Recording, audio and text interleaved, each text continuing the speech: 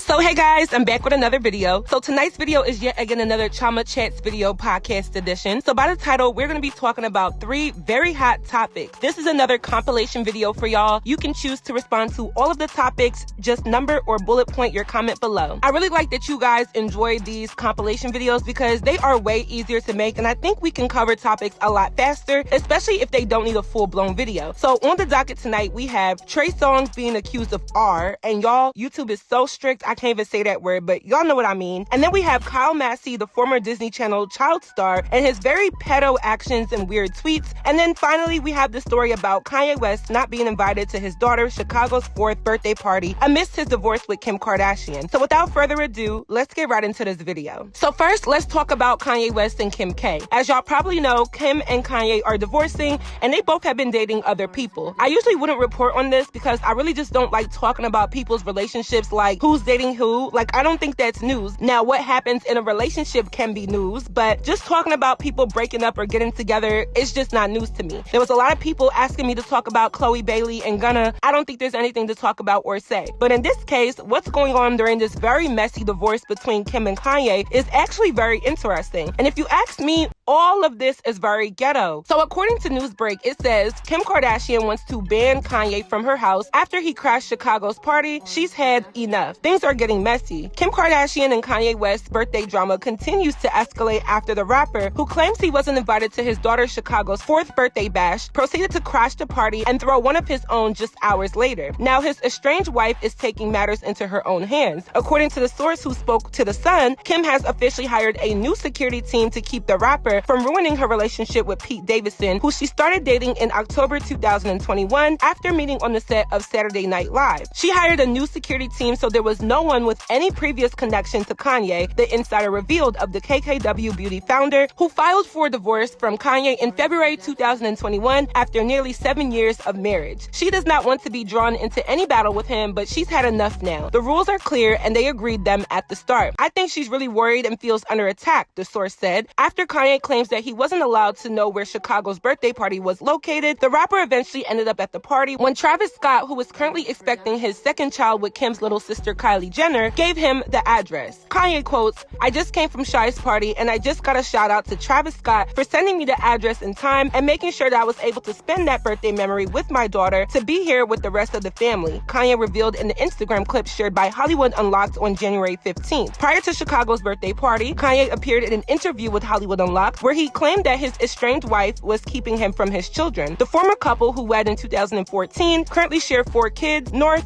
Saint, Chicago, and Psalm. According to Ye, he first started having problems visiting his children when Kim's security team denied him entry into Kim's home after dropping off his daughter North one day. North was like, "I want you to come upstairs and see something," and it's like, "Oh, daddy can't come see something. Daddy can't come inside." So my overall thoughts on this situation is, I think, again, this is very, very ghetto. I think people always put the stigma of the bitter baby mama on black women, and although that can often be true, I think that this is the same situation here. I completely understand that Kanye West is, in a sense, mentally unstable, has multiple outbursts that tie back to his mental health, and also has made many recent actions that show a bit of unnecessary dominance of this situation. I don't think it was wrong for him to move across the street from Kim. I mean, they share 4 children together. But I think the nuttiest part of all of this is the fact that this is all playing out very publicly, and both parties are contributing to the mess. It seems to me that they're both trying to get back at each other in certain ways. A lot of it is very petty, and I don't think either of them are innocent. I believe that when the divorce first ensued, Kanye was the first to have a new girlfriend that he was public with, and Kim didn't have any reaction. And then Kim finally stepped out with Pete Davidson, and now Kanye is coming with another new girlfriend. And all of this is very back and forth. I think the Kardashians understand that their brand and reputation means a lot, and I'm not going to believe that they're not playing petty and dirty roles about the situation behind closed doors, while Kanye likes to publicize his moves, his actions, and his feelings. And I kind of respect him for bringing attention to this because a lot of times in these situations, people think women can't do any wrong. And the Kardashians in particular try to be victims when they know they play their hand at things as well. I don't think that Kim Kardashian is bitter about the divorce, but keeping the kids away is very low and very bitter. The kids don't deserve to suffer because of their parents' business. I think that Kim is okay with moving on, but I also think she understands that she has chess pieces in her back pocket that she can use and move to make Kanye react. And if he is mentally unstable, or if he has irrational behavior at times, or whatever people want to call it, I don't think aggravating him to a certain extent is smart, especially when there are children involved. Of course, we don't know everything, but I definitely think he should be at his child's birthday party. Two parents can coexist and come together for the sake of a child, especially when they know they are all in the limelight, and that regardless of the fame and the money, there are children that have to grow up and see all of this play out. I think as parents, both of them have to swallow a piece of humble pie, put their pride aside, and do what's best for their children. This entire situation is messy, ghetto, and I hope they all get it together. Now, our second story is about former Disney Channel star Kyle Massey. Kyle Massey was one of those Disney Channel stars that was really good at acting and was very enjoyable as a character, that he was able to get a supporting role and a main role. So he played Corey, the little brother to Raven in That's So Raven from 2003 to 2007, and then he played Corey in a spin-off of That's So Raven in the show Corey in the House. The show featured Corey as the main character, living with his TV dad, Victor Baxter, in the White House, and both shows were really good. I enjoyed Corey in the House, and everybody knows that I love That's So Raven. As we know, there's this phenomenon that many child stars have grown up to be a little bit off, whether it's having mental issues, falling into drugs or alcohol, completely changing their careers from acting to something more conventional. A lot of the child stars that we loved growing up haven't grown into adulthood in the same scope that we viewed them when we were kids. And I don't think there's anything wrong with people just being child stars and then giving up acting to pursue something more interesting or a different passion as an adult. I mean, when I was a kid, I thought I was going to be a big fashion designer and a model and all these different things and have a fashion company. And now I grew up to be a YouTuber. And who's to say I'll do this forever? But for Kyle Massey, he didn't grow up and take some of the routes we've seen other Disney Channel and Nickelodeon stars take. Again, many of them have suffered with mental health, drugs, and alcohol abuse, money problems, rehab, the whole 9 yards. But Kyle Massey, on the other hand, hasn't even had any of those issues. I think he's had the worst issue, which is essentially being a pedo. If you all can recall, he went viral last year because it was discovered that he was messaging a 13-year-old girl and eliciting inappropriate photos from her. According to this article, Kyle Massey, known for playing Corey Baxter on Disney shows That's So Raven and Corey in the House, is now facing a felony for allegedly sending pornographic material to a 13-year-old girl he knew. According to legal docs obtained by TMZ, Massey's been charged with 1 count of communication with a minor for immoral purposes. The former Disney star is accused of electronically sending sexually explicit content to the girl during the months of December 2018 and January 2019. We're told the case is connected to the civil suit we covered in March 2019. Massey was sued for $1.5 million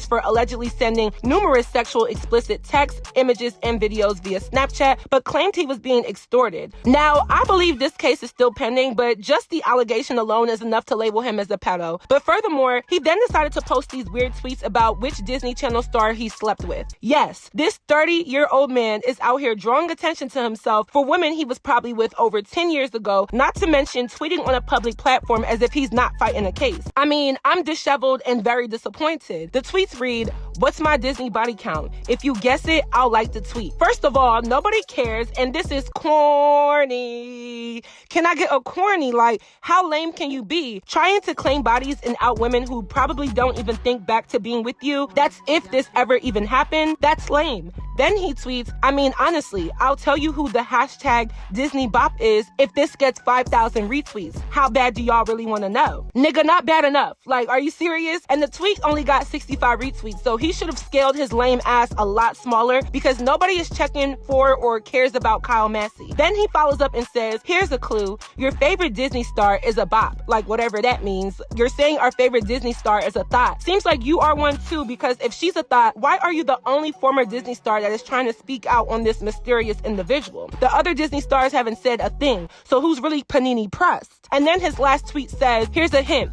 Disney Channel games. Okay, no more hints." Like, bro, not only is that the worst clue ever, again, nobody cares. The Disney Channel games damn near had every Disney Channel star participate when it was out. So how can someone narrow down the alleged Disney bop from the Disney Channel games? Because even if she was on his team, there were several girls on the team. He was on the yellow team, and I refuse to believe that any of those ladies would touch his lug nut chocolate chunk head ass with a 10-foot pole. Nonetheless, Kyle Massey is nuttier than a cashew. Yes, that's one of my bars from my song, but he he is nuttier than a cashew, and he has some audacity to come out of nowhere with this. I hate those overgrown losers who think people care enough about their played out life from 7 summers ago. Like, bro, you're washed. Worry about the case that is pending and stop being weird to me and others. Now, our last story is a very sensitive topic. I just wanted to put a disclaimer out and a trigger warning for those of you who are uncomfortable with these types of topics. Now, I can't use the R word on YouTube, but you all know what we're talking about. So literally on the last day of 2021, Gonzalez, one of the twins who were really popular on Tumblr back in the day, tweeted out that Trey Songz was a Ray PPP loanist. Dylan and her twin sister played women's basketball for the University of Las Vegas, and they have a big social media following. I used to see their pictures all the time on Tumblr when I was in middle school and high school, and I kind of always wondered what happened to them because they were like a part of the original social media girls, and they kind of faded into oblivion to focus more on their basketball career and being influencers as well. But no one ever really talks about them. They just kind of mind their business and do their own thing. Now, when she made that tweet, it literally took a lot of people not by surprise, but just shocked that it was random. No one had really checked for Trey Songz all of 2021, and it was just crazy because he's someone who has a pretty decent reputation,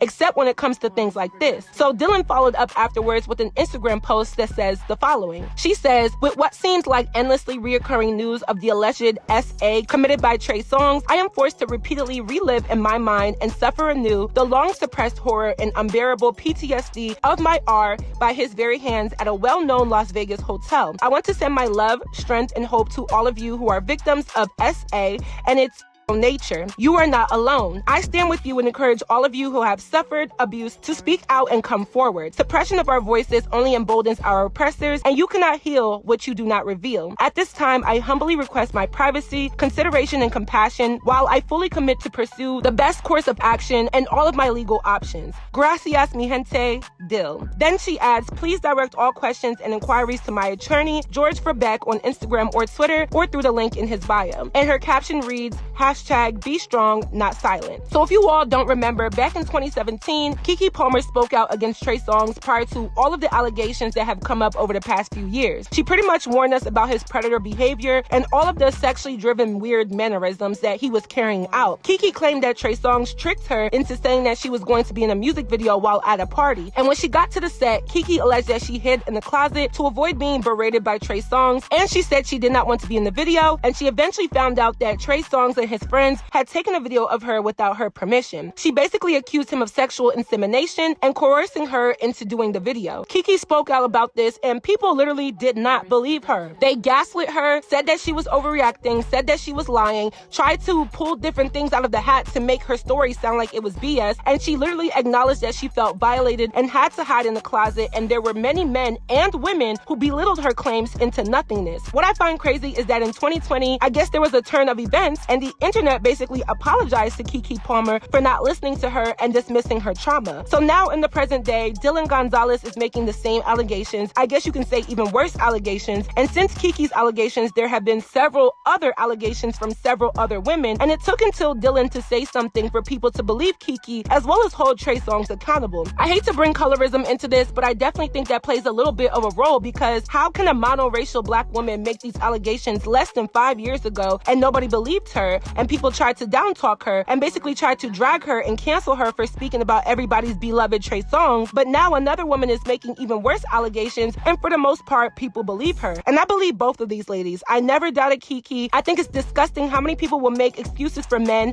or not believe women when they make these allegations. Yes, we have those stories about women who lie about things that have happened to them, but I truly feel like those stories are few and far between. Trey Songz needs to be held accountable, and it's sad that it took this long, and he's been getting away with whatever he's been doing, I'm sure, which is way worse with many other victims. And I truly hope that Dylan has the strength and the mental stability to move forward with her case and hold this man accountable. It takes a lot for anybody to speak out about what happened to them in a situation like SA. So to do it on such a public platform comes with another set of challenges. And I will be paying attention to this one because it pulls at my heartstrings being a victim myself. And I'm sure many other women can resonate with her pain. And we'll just have to see what happens in the courtroom. So that is it for this video. I hope you all enjoyed. Please leave your commentary on my commentary down below. As you all know, my song Ballin' is about to be released on streaming, but the live performance video is here on YouTube. I will pin it down in the comment section down below. You guys go comment and check it out and let me know what you think of my new song. Don't forget to follow me on all of my social media networks, and I will see you all in my next video.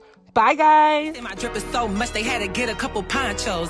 Now I'm getting chips and they nacho. I'm a time for pockets full. I'm -6 no Toronto. I knock you down like dominoes, then dip on y'all like bomb. I'm the 1-1. I'm too much. Trifecta. I'm 3 much. Full play. Eat a nigga up like it's free lunch. Toupee. I stay on your head like a weave on. NMP, the whole city gonna know what we on. They do what I say, but my name is not Simon. Fly like an eagle, Jason Peters. I'm the lineman. On fire like the Amazon, but I ain't in my prime yet. On fire like the Amazon, but I ain't in my prime. And now I'm ballin'. They phony. I'm not calling. I'm super grown, not robbing. They in my mouth. I'm flossing. I take you out like garbage. Kill shit, bring a coffin. I ain't with that.